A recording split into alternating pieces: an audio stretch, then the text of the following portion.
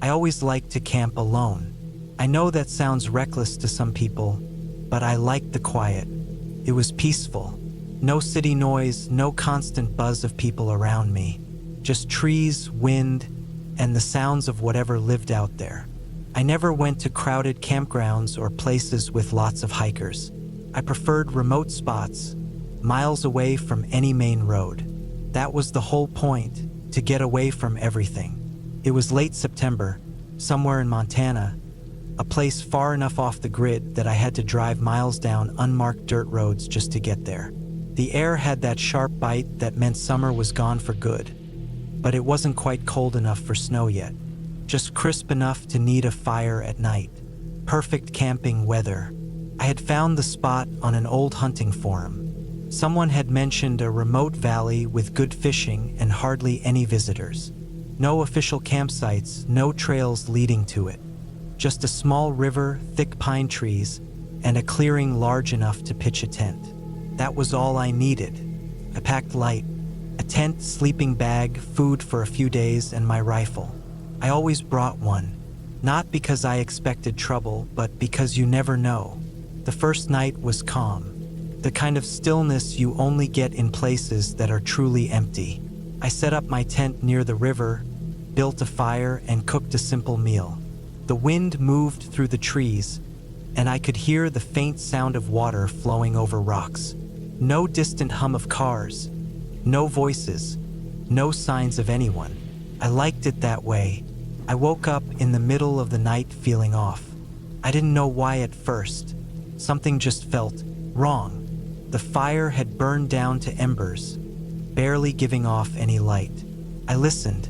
The usual nighttime sounds were gone. No crickets, no rustling from small animals, just silence. I reached for my rifle and sat up. The air felt thick, heavy in my lungs. I listened harder, trying to pick out anything in the dark. And then, just at the edge of my hearing, I caught it. A single footstep, not an animal, not something on four legs. A slow, deliberate step on dry leaves.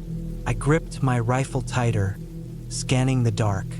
My fire had burned too low to see much beyond a few feet.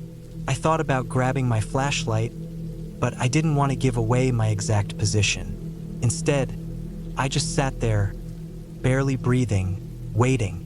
Nothing. Minutes passed. No more footsteps. No sounds at all. Just that thick, unnatural silence. Eventually, I convinced myself it was my mind playing tricks on me. Maybe a branch had fallen. Maybe I had imagined it. I didn't go back to sleep, though. I just sat there, gripping my rifle until the first light of dawn. Day 2 was normal, almost too normal. The woods were quiet, but not in an eerie way. Just peaceful, the way they were supposed to be. I spent the day fishing, cooking, enjoying the solitude. By the time night fell, I had almost forgotten about the footsteps. Almost. That second night, I slept with my rifle next to me, just in case. And then, around midnight, I woke up again. The fire was still going this time, throwing flickering light onto the trees. The wind had picked up a little, making the branches sway. And then, just like the night before, the sound stopped. No insects, no movement, just that same unnatural silence. And then, a footstep. This time, I didn't hesitate. I grabbed my flashlight and clicked it on, aiming it in the direction of the sound. The beam cut through the trees, illuminating the underbrush. Nothing. Then, another step. Closer this time. I swung the light toward the sound, and for the briefest second, I saw something move. A shadow, just beyond the reach of the beam, ducking behind a tree. It was close, too close. I stood up slowly, keeping my rifle in one hand and the flashlight in the other. My heart was pounding. Bear, I thought. No, a bear would make more noise. It wouldn't try to stay hidden. This was different. I stayed like that for what felt like forever, light scanning the trees, waiting for something to move. Nothing did. Eventually, the wind picked up again, rustling the branches, bringing back the normal sounds of the woods. And I stood there, feeling like an idiot, probably just an animal, my imagination running wild. But I didn't sleep much after that. By the third day, I had decided to leave early. I wasn't scared, exactly, but something didn't feel right. And when you're alone that far out, you don't ignore gut feelings. I packed up camp as the sun set, figuring I'd hike back to my truck and sleep there. It was a long walk, but I'd rather spend a few hours hiking in the dark than another night out there. The first hour was fine. The trail back was rough, just barely visible in the moonlight, but I knew the way. I moved fast, trying to cover as much ground as possible. Then, about halfway back, I heard it. Footsteps. Behind me, matching my pace. I stopped. They stopped. I started walking again. A few seconds later, another step. Not an animal. Not random sounds. Someone was following me. I gripped my rifle tight and turned fast, aiming into the darkness. Nothing.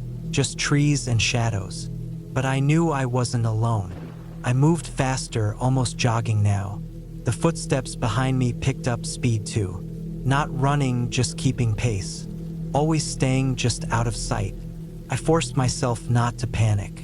The truck wasn't far, just a little farther. Then, as I rounded a bend in the trail, I saw it. A figure, standing in the path ahead. Not moving, just standing there waiting. I stopped cold. My heart was hammering. I couldn't see details in the dark, but I could tell it was a person. They didn't move. I raised my rifle, aiming right at them. My hands were steady, but I could feel my breath shaking. Still, they didn't move. For a long moment, neither of us did. Then, just as my finger tightened on the trigger, they stepped back, melting into the trees without a sound. I didn't wait. I ran. I sprinted the last stretch of the trail, my legs burning, lungs aching. I didn't care about noise anymore. I just needed to get out. When I finally saw my truck, parked where I had left it on the dirt road, I almost collapsed with relief. I jumped inside, locked the doors, and started the engine so fast my hands barely worked. As my headlights flicked on, I saw something in the trees. A figure standing just beyond the edge of the light, watching. I didn't stick around to see what they'd do next. I gunned the engine and got the hell out of there. I don't know who or what I saw out there, but I haven't been back since. And I never camp alone anymore.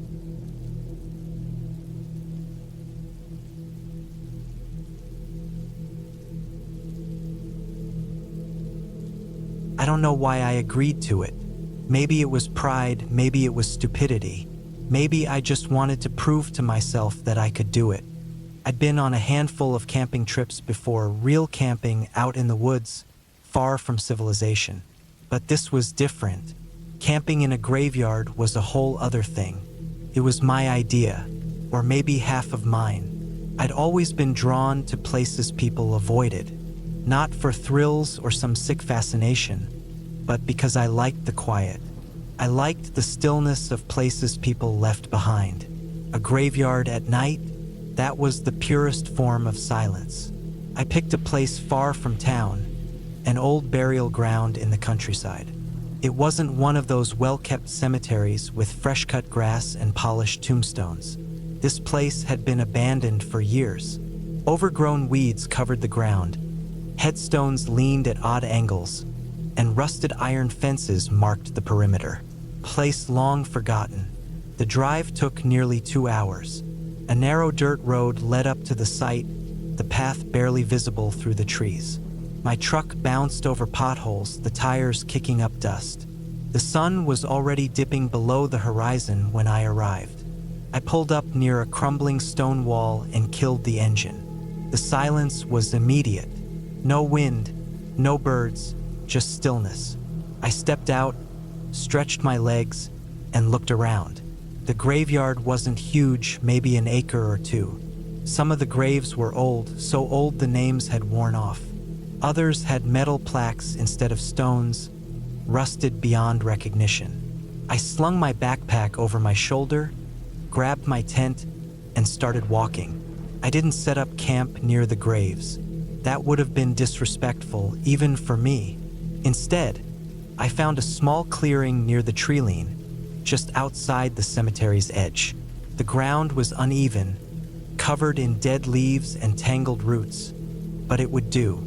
I pitched my tent, got a small fire going, and sat back as darkness settled in. The first hour was peaceful. I ate a sandwich, sipped some water, and leaned back against a fallen log. The sky was clear, the stars bright.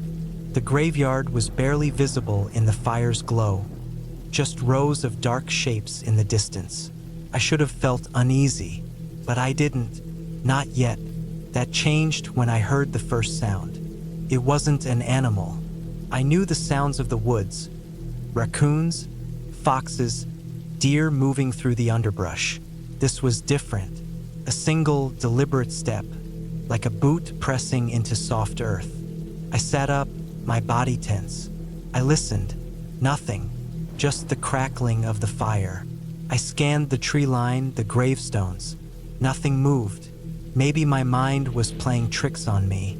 I forced myself to relax, but I kept my head on a swivel. Then I heard it again, closer this time. I grabbed my flashlight, clicked it on, and swept the beam across the graveyard. The headstones cast long shadows, but nothing stood out. The old rusted fence was still.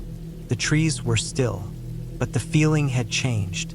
The silence wasn't peaceful anymore. It was heavy. Obidza. Like something was waiting. I stood up, gripping the flashlight tight. My breath was slow, controlled. It's nothing, I told myself. Just your mind playing tricks. But I couldn't shake the feeling. I moved toward the cemetery, not deep inside, just a few steps past the first row of graves. The air smelled different here. Damp earth, rotting leaves, something stale. The flashlight's beam wobbled slightly in my hand. I scanned the ground, the headstones. Nothing. Then I saw it. Footprints. Fresh ones. They led from the edge of the graveyard toward the center. The grass slightly flattened, the dirt disturbed. I crouched down, running my fingers over the impressions. They weren't deep, whoever made them wasn't heavy, but they were recent. I followed them, slowly. My footsteps were the only sound. The fire crackled in the distance, but it felt far away now. The footprints weaved between the graves, disappearing into the overgrowth. I shined the light ahead, scanning the area. Then something moved, just a shadow, a shift in the darkness. My heart thumped against my ribs. My grip on the flashlight tightened.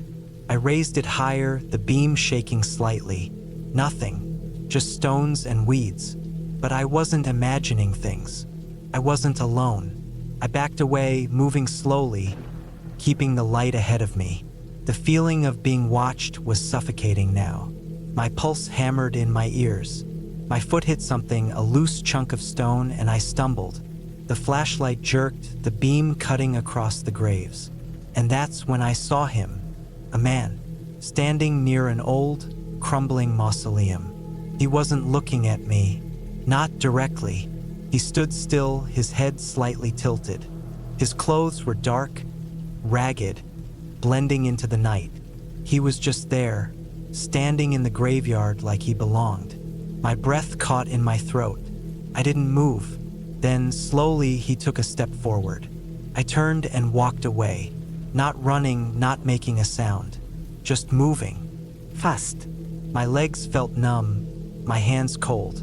The fire flickered ahead, a small beacon in the darkness.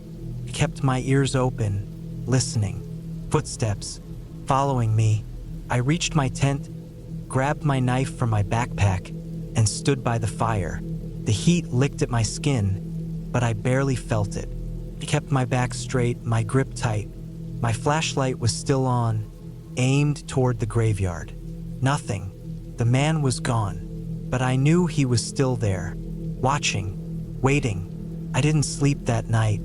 I sat by the fire, knife in hand, scanning the dark. Every rustle of leaves made my muscles tighten. Every shift of the wind made my fingers clench. By the time the sun rose, I was already packing. I didn't care about breakfast. I didn't care about taking my time. I tore down my tent, stuffed everything into my backpack, and got the hell out of there. As I drove down the dirt road, my hands gripped the wheel so tight my knuckles turned white. My body was stiff, my mind fogged with exhaustion. But one thought was clear. I wasn't alone in that graveyard. Someone else was there. Someone who didn't want me to leave. Someone who waited in the silence, watching. I never went back. I never will. And I still don't know if he followed me home.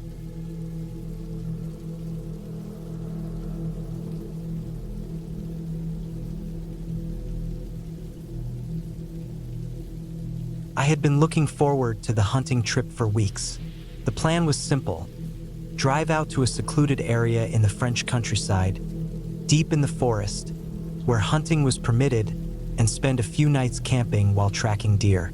It was late autumn, the days were short, and the air had a crisp chill that only grew sharper at night. Perfect weather for hunting, though it also meant the nights would be cold. I had hunted before, but never alone. This was my first solo trip, and I wanted the experience. Something about being out there with no one else, relying on my own skills, felt like a challenge I needed. I packed my gear carefully, my rifle, plenty of food, extra layers of clothing, a good tent, and enough supplies to last at least 4 days. The drive took me deep into the countryside, away from the small villages and into the wooded areas where the roads narrowed and the trees seemed to press in from all sides. I had studied the map beforehand and knew where I wanted to set up camp, an area near a clearing where deer often passed through. There was no phone signal this deep in the forest, but I was prepared for that. By the time I arrived, the sun was already starting to dip behind the trees. I parked my truck off the dirt trail, making sure it was hidden from view in case any authorities came through. Hunting was legal here, but I still didn't want to draw unnecessary attention. I took my gear and hiked about a kilometer into the woods until I found the clearing I was looking for. It was a good spot. Flat ground, soft earth for the tent stakes, and plenty of tree cover to keep me hidden. I set up my tent, built a small fire, and prepared a simple meal from the supplies I brought. The air was still.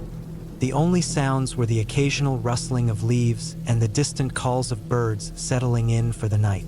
It felt peaceful, exactly how I had imagined it. As darkness fully settled in, I decided to turn in early. I wanted to be up before dawn to start tracking. I put out the fire, zipped myself into my tent, and tried to sleep. I woke up sometime in the middle of the night, not sure why. The forest was silent, too silent. No wind, no insects, nothing. Just stillness. That wasn't normal. Even at night, the forest is alive with sounds. I listened carefully, trying to figure out what had woken me. Then I heard it, a single, deliberate snap of a twig. It wasn't close, but it wasn't far either. Maybe 20 or 30 meters away. Could be an animal, I told myself. But something about it felt wrong. I stayed completely still, listening. Nothing else followed. No movement, no other sounds. After a while, I convinced myself it was just a deer moving through the underbrush and went back to sleep. The next morning, I was up before the sun. The forest was back to normal. Birds chirping, leaves rustling, everything how it should be. I felt stupid for getting worked up over one little sound in the night. I packed up my gear, took my rifle, and started tracking. The morning air was cool, my breath visible in the crisp light. I moved slowly, carefully watching for tracks or signs of movement. After a few hours, I spotted a set of fresh deer tracks leading deeper into the woods. I followed them for nearly an hour before I finally saw it. A large stag standing in a small clearing, grazing. I raised my rifle, steadied my aim, and just as I was about to fire, something made me hesitate. The deer suddenly lifted its head, ears alert, eyes wide. It wasn't looking at me. It was looking past me into the trees behind me. I stayed frozen, my heart pounding. What had startled it? Then, in an instant, the deer bolted, vanishing into the trees. I turned around quickly, scanning the forest behind me. Nothing, just trees and shadows. But the feeling that something had been there, that something had scared the deer away, lingered. I decided to head back to camp. That night, I built a bigger fire. I wasn't sure why, but I felt uneasy. I cooked another simple meal and sat by the fire, staring into the flames, trying to shake the feeling. The forest was quieter than the night before. Not silent, but quieter. Then, as I was eating, I heard it again. The same sound as the night before, a single twig snapping somewhere in the distance. I stopped chewing, listening. Then another snap, closer this time. I slowly reached for my rifle, keeping my movements quiet. The fire flickered, casting long shadows against the trees. Then I saw it.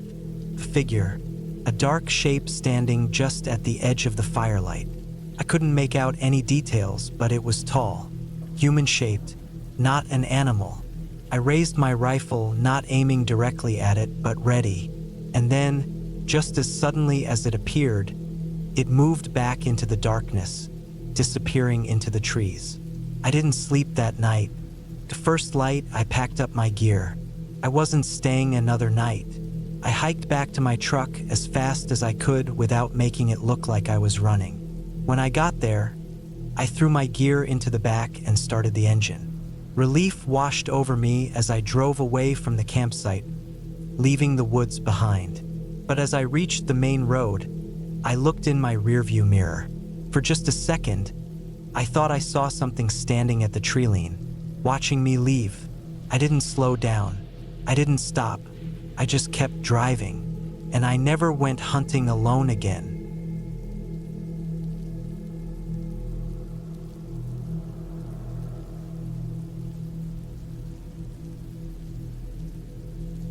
I always preferred being alone in the woods.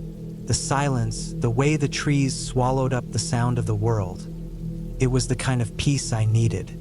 I wasn't some weekend camper who did it for fun. It was a way of life for me. I had spent years logging, hunting, and living deep in the forests of British Columbia. I knew the land better than I knew any city. I trusted my instincts, and I never took stupid risks. That's why, even now, thinking back to that night, I still don't know what to make of it. It started the same way every trip did.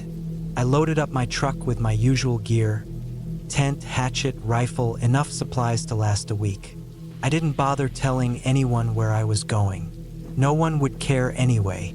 It was early October, cold enough at night to remind you winter was coming, but not so bad that I needed anything more than my standard gear. I had picked a new spot this time, farther north, away from any trails or logging roads. I drove as far as my truck would take me before the road turned into a mess of overgrown brush. From there, I hiked. I followed an old game trail for miles, pushing deeper into the forest, the weight of my pack settling into my shoulders. The farther I went, the quieter it got. No sounds of passing cars, no hum of distant towns. Just the wind moving through the branches and the occasional rustle of something unseen in the undergrowth. That was what I liked most about places like this. You could feel the world stretching out around you, empty and endless. It made you pay attention. By late afternoon, I found a good spot. A small clearing next to a creek, surrounded by thick pines. Perfect. I dropped my pack, set up my tent, and got a fire going before the sun started dipping. As I worked, I kept an eye on the woods around me. Not because I was scared, just cautious. I'd seen plenty of black bears and cougars in my time, but I knew how to handle them. The first thing that felt off was the quiet. I don't mean the normal quiet you get deep in the woods. This was different. There were no birds, no insects, no sounds at all except for the wind. That was unusual, but I brushed it off. Sometimes nature just went still for a while. I spent the next hour splitting some wood and cooking a simple meal. The fire crackled, casting long shadows against the trees. It should have been comforting, but something about the way the darkness pressed in around the light made my skin prickle. I caught myself glancing up more than once, scanning the tree line. By the time I finished eating, the unease hadn't gone away. I told myself I was just on edge because it was a new spot. I buried the feeling and focused on my routine, cleaning up camp, checking my gear, making sure my rifle was loaded and within reach. That was when I noticed it. Bare footprints in the dirt. At first, I thought I had stepped there myself, but when I leaned in closer, I saw the shape of toes, the deep impressions of heels. They were fresh, and they weren't mine. I straightened up slowly, scanning the trees. Nothing, just darkness and the quiet hum of the creek. My fire popped, sending a spray of embers into the air, and I felt the hairs on the back of my neck stand up. Someone had been here. I hadn't heard them, hadn't seen them, but they had been close enough to leave tracks just outside my camp. And the worst part? They were barefoot. I listened hard, trying to pick out any sound beyond the fire. The wind had died down completely now, leaving the world in absolute silence. My gut told me to leave, to pack up and hike back to my truck. But my pride wouldn't let me.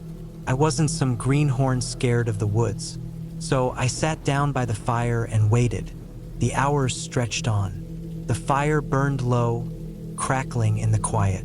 Every so often, I'd shine my flashlight into the trees, but I never saw anything. By the time midnight rolled around, I was exhausted. I told myself that whoever had been out there was long gone, probably just some lost hiker. I crawled into my tent, zipped up the flap, and laid my rifle beside me. Sleep didn't come easy, but eventually I drifted off. Then I woke up. At first, I didn't know what had pulled me out of sleep. The fire had burned down to embers, leaving the camp in near total darkness.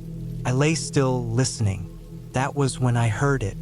A soft, slow breathing. Not mine, not an animal's. It was coming from just outside the tent.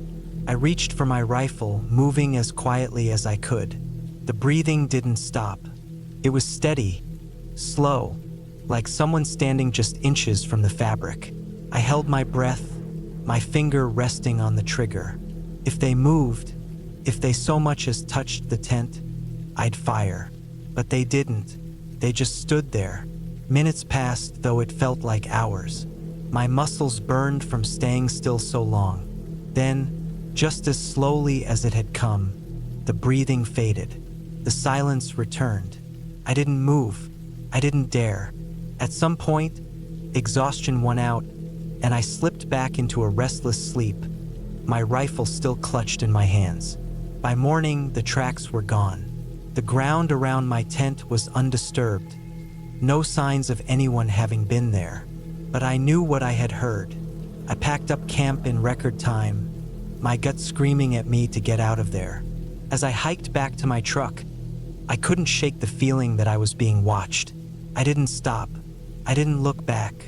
When I finally reached my truck, I threw my gear in the back and climbed into the driver's seat, locking the doors out of instinct. My hands were shaking as I turned the key, the engine roaring to life. As I pulled onto the old logging road, I caught one last glimpse of the tree line in my mirror, and that was when I saw it. A figure standing just at the edge of the trees, not moving, not waving, just watching. I floored it, speeding down the road. The image burned into my mind. I never went back to that spot. I never camped that deep in the woods again. And to this day, I still don't know who or what I saw out there. All I know is that some places aren't meant to be found, and some things aren't meant to be understood.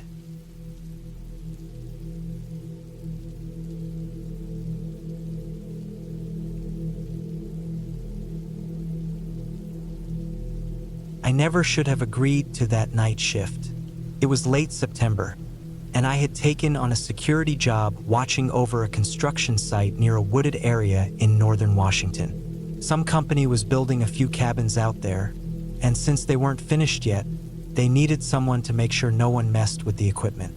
I wasn't exactly thrilled about camping out in the cold for the night, but the pay was decent, and I figured it wouldn't be too bad. Sit in a tent, keep an eye on things, get paid. Easy enough. The job site was about 5 miles off the main road, tucked into the trees. The crew had already put up a few basic structures, just empty shells of cabins with no windows or doors yet. There were some stacks of lumber, a few locked toolboxes, and one of those big orange generators sitting in the middle of it all. Not much to protect, but enough to make it worth hiring a night watch. The boss told me no one had ever messed with the site before, but he still wanted someone there just in case. I was given a camping tent, a flashlight, a radio to call in if something happened, and a basic schedule. Check the area every couple of hours, make sure nothing was stolen or damaged, and stay awake until morning. Simple. At first, it didn't seem so bad. The sun was setting when I got there, casting long shadows through the trees. The sky was already thick with clouds, and the air smelled like rain. The kind of heavy, wet air that makes your clothes feel damp even before the storm starts. I set up my tent near the cabins, close enough to the generator that I could hear its low hum. The place was dead quiet otherwise, just the sound of wind moving through the trees. By the time it was fully dark, the rain had started. It wasn't a light drizzle. It was the kind of rain that soaks everything in seconds. Thick, heavy drops hammering against the ground, turning the dirt to mud. The wind picked up too, making the trees creak and sway. I pulled my jacket tighter around me and checked my watch. 9:30 p.m., just a few more hours to go. I did a quick walk around the site, shining my flashlight into the trees. Nothing. No tracks. No movement. Just rain bouncing off the ground. The forest was thick, but even through the gaps in the trees, I couldn't see any lights from nearby roads or houses. I was completely alone out there. I went back to my tent, trying to get comfortable on the camping cot. The rain wasn't letting up, and the sound of it against the fabric of the tent was deafening. Every gust of wind made the walls shudder. I checked the radio, still working. I had nothing to do but sit there and listen to the storm.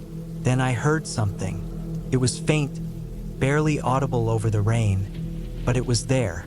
A sharp, snapping sound, like a branch breaking, came from somewhere past the cabins, deep in the woods. I grabbed my flashlight and unzipped the tent, stepping out into the cold rain. Shining the light in the direction of the noise, I saw nothing but trees. I told myself it was probably just the wind knocking something over. Maybe an old branch finally giving out under the weight of the rain. I stood there for a few seconds, waiting, but nothing else happened. I went back to the tent, shaking off the water. My clothes were already soaked, and my boots were caked with mud. I sat down, trying to dry my hands on my jacket. I told myself to stop jumping at shadows. It was just the storm. But then it happened again. Another snap, louder this time. Closer. I shot up, grabbing my flashlight again. I unzipped the tent and stepped outside. The rain had let up just a little, and in the dim light from the generator, I could make out the silhouettes of the cabins. Beyond them, the woods stretched into darkness. I took a few steps forward, my boots sinking into the mud. I swept the flashlight over the tree line, scanning for movement. That's when I saw it. Footprints, fresh ones, leading from the trees toward the cabins. I froze. My breath caught in my throat. The prints were deep, meaning whoever made them was heavy. They weren't old. No water had pooled in them yet, meaning they'd been made after the rain started. Someone had been out there. I turned, shining my light over the cabins, half expecting to see someone standing there. But there was nothing, just the empty, unfinished structures, dark and silent. My heart was pounding. The only other set of footprints out here should have been mine. I tried to tell myself it was just an animal, but these were human prints, clear as day. I took a deep breath, forcing myself to stay calm. I needed to check the site. I moved slowly, stepping between puddles as I made my way past the cabins. The rain had picked up again, making it harder to see. I kept my flashlight steady, scanning every inch of the site. Nothing seemed out of place. The generator was still running. The toolboxes were untouched. But the footprints, they didn't go back into the woods. They stopped near one of the unfinished cabins. I swallowed hard, stepping closer. The frame of the cabin was just a skeleton, wooden beams and half-finished walls. No doors, no windows. Just an empty shell. I took another step, shining my light inside. Something moved. It was fast, too fast for me to get a good look. A shadow shifting in the darkness. I felt my stomach drop. I wasn't alone. I stumbled back, nearly losing my footing in the mud. My mind was racing. Who the hell was out here? A thief? A drifter looking for shelter? Then I heard breathing. Deep, slow breathing. Not mine. It was coming from inside the cabin. I took another step back, gripping the flashlight like a weapon. My mind was screaming at me to run, but my legs wouldn't move. Then, before I could react, something darted out from the side of the cabin. A man. I barely saw his face before he was gone, sprinting into the trees. He moved fast, vanishing into the darkness before I could even think to chase him. I stood there, chest heaving, trying to process what I'd just seen. He had been watching me. I don't know for how long, but he had been out there in the rain, hiding, waiting. I wasted no time. I ran back to my tent, grabbed the radio, and called it in.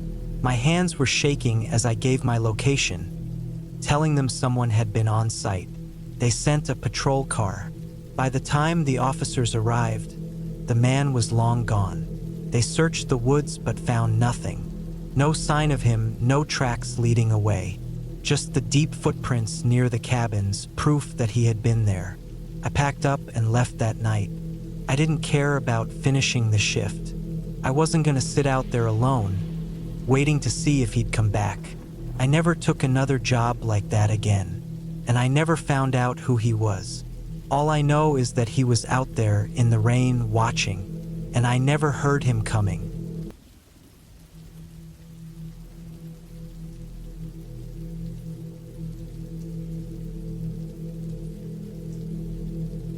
I had never been one to dwell on the past, but some wounds never fully heal. My ex-wife, Claire, and I had been divorced for almost 5 years before she passed away. It wasn't unexpected.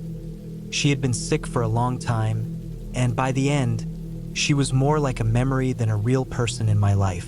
But when I got the call that she was gone, I felt something shift inside me. It had been a long year since then, and I hadn't done much with myself.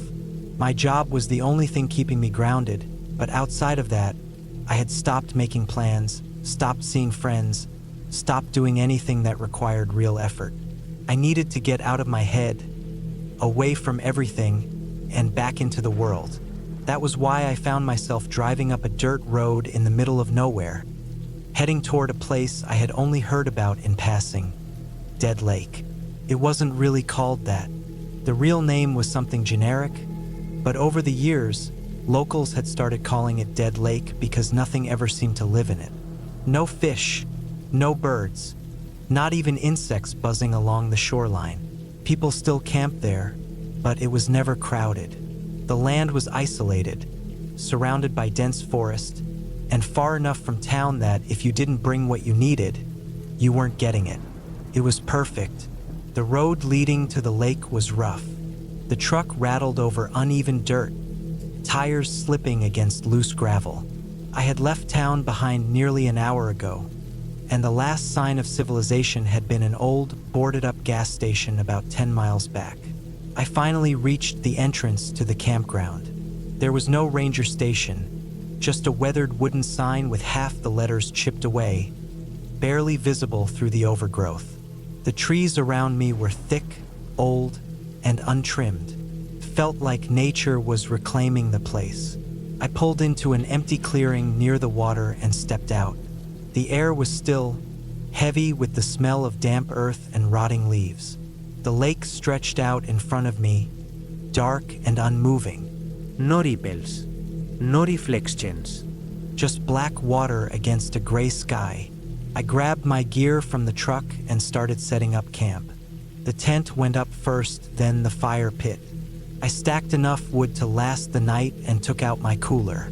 The quiet was unsettling. I hadn't seen another car on the way in, and I doubted anyone else would be camping here.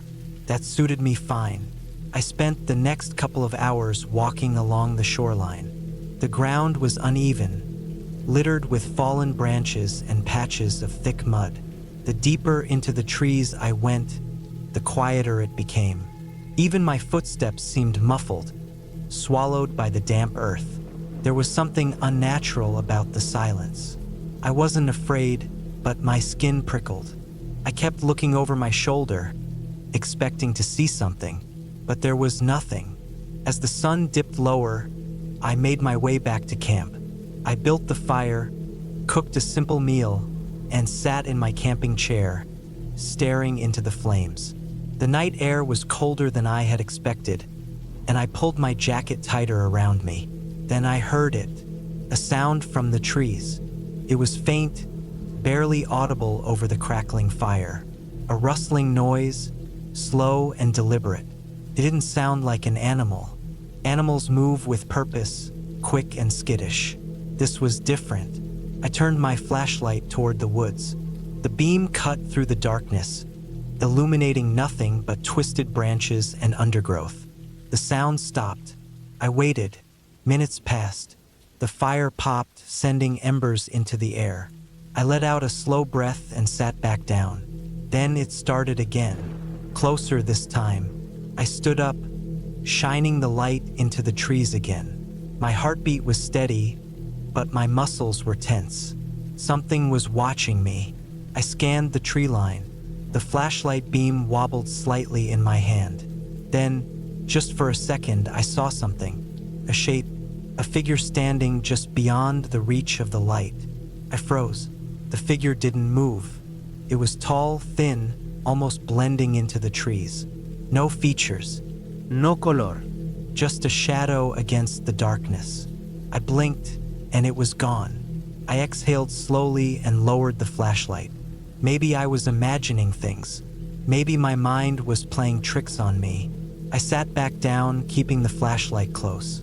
The night dragged on. I didn't sleep much. Every time I closed my eyes, I felt like I was being watched. But nothing else happened. No more sounds. No more figures. Just the cold wind whispering through the trees. Morning came slowly. The fire had burned down to embers, and the air was damp with mist. I stretched, my muscles sore from a restless night. I decided to pack up.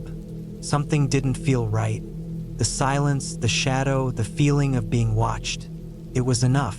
As I loaded the truck, I glanced back at the lake one last time, and that's when I saw them. Footprints, not mine, fresh ones, leading from the tree line to the edge of my camp.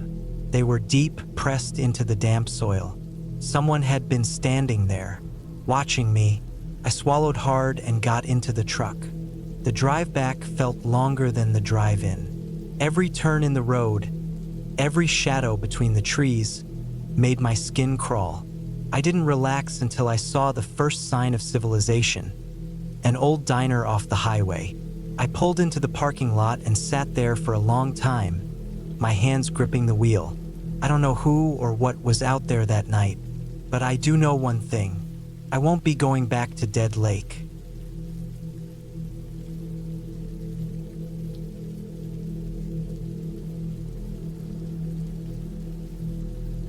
I've always loved the outdoors. Camping, hiking, just being away from everything. It clears my head. But after what happened a few years ago, I can't bring myself to go deep into the woods alone anymore. Not after that night. It was late summer when I decided to take a trip to a remote camping spot in Oregon. I had heard about it from an old coworker, a place way off the main trails where you wouldn't see another person for miles. It sounded perfect. I was dealing with a lot at the time, work stress, personal issues, and I wanted space to think. I planned for a full week, bringing my tent, food, extra clothes, a good knife, and my hunting rifle. I had been camping all my life, and I knew how to prepare for anything the wild could throw at me. The drive took most of the day. I followed an old dirt road for miles, the trees growing thicker as I went deeper. My truck bounced on the uneven path, dust kicking up behind me. The last stretch of the drive was the worst. Barely a road at all, just an overgrown trail leading to a small clearing. I parked and stepped out, breathing in the fresh air. It was silent except for the wind moving through the trees. No traffic, no voices, no distractions. I spent the first day setting up my campsite. The clearing was perfect. Flat ground, plenty of space for my tent, and close enough to a small creek where I could get fresh water. I built a fire pit with some stones and gathered dry wood, stacking it neatly to the side. Everything felt right. The isolation didn't bother me. If anything, it was what I wanted. The first 2 nights were uneventful. I hiked during the day, following game trails through the woods, looking for signs of deer or other wildlife. I saw some tracks, but never anything close enough to take a shot at. At night, I sat by the fire, ate my meals, and listened to the sounds of the forest. The nights were cool, but my sleeping bag was warm. I slept well. Then came the 3rd night. Started small.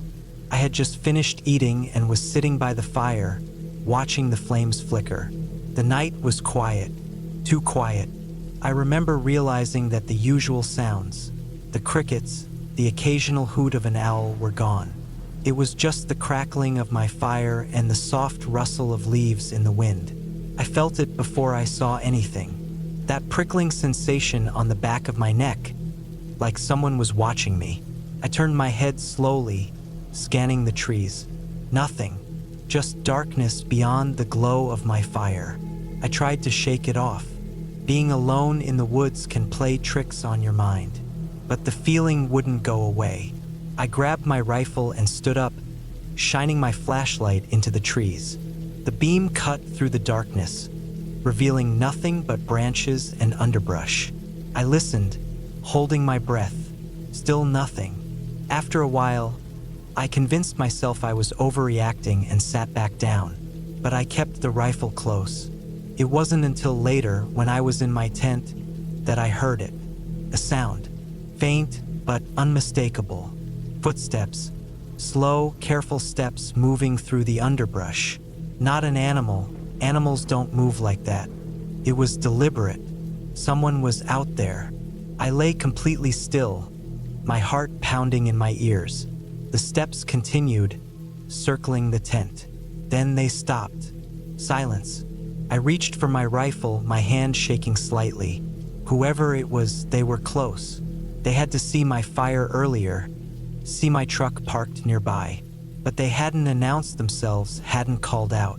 That wasn't normal. Minutes passed. Then, just as I started to think they were gone, I heard something new. Breathing. Slow, heavy breathing, just outside the tent. I gripped my rifle tighter, my finger near the trigger. I wanted to unzip the tent and shine my light, but a small part of me was afraid to see what was on the other side. Then, just as suddenly as it started, the breathing stopped. The footsteps started again, moving away this time, fading into the woods. I stayed frozen, listening until I was sure they were gone. Then I sat up, my pulse still hammering in my chest. I didn't sleep that night. By morning, I had convinced myself that maybe it was just some drifter or another camper who got lost. Maybe they saw my fire and got curious. I didn't like it, but I told myself it was over. It wasn't. That evening, as the sun started setting, I found something that made my stomach drop. Footprints. Human footprints. They were fresh, circling my campsite. And they weren't mine. Someone had been walking around my tent again while I was out hiking. Watching. I made my decision right then. I was leaving. I started packing my gear, throwing things into my backpack. I could be out by nightfall if I moved fast. But as I was stuffing my sleeping bag into its sack, I heard it. A whistle. Not a bird, not the wind. A human whistle came from the trees maybe 50 yards away. Then another, and another. 3 different whistles from 3 different spots. I wasn't alone. Panic surged through me, but I forced myself to move calmly. I slung my pack over my shoulders, grabbed my rifle, and started walking toward my truck. I didn't run. I didn't want to look scared, but my legs were stiff, my body on high alert. The whistling continued. More voices, more places. They were following me. I reached the truck, my hands shaking as I unlocked the door. I threw my gear inside and started the engine. The headlights flooded the forest, and for the first time, I saw them. Figures. Tall, thin figures standing between the trees, just beyond the reach of the light. Watching. I didn't wait. I slammed the truck into reverse, spun around, and tore down the dirt road. Branches scraped against the sides, dust billowing in the headlights.